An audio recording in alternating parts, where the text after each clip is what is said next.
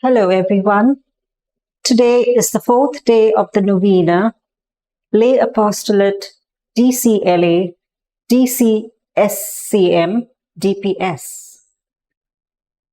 Dear brothers and sisters, the pastoral theme of this year invites us to do what Jesus did. St. Francis Xavier's life is an inspiration to us all. Therefore, the theme for today's novena is, like St. Francis Xavier, let us walk the synodal pathway together.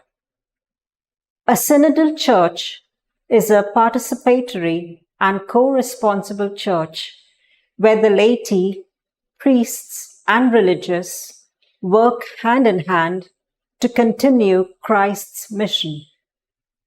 In the first reading, King Nebuchadnezzar listens to Prophet Daniel and gives him and his companions an important role in the administration of his kingdom. In the Gospel, Jesus warns his disciples that their enemies will try to divide them. They will be persecuted, rejected, and imprisoned for their faith, but they should be firm and united.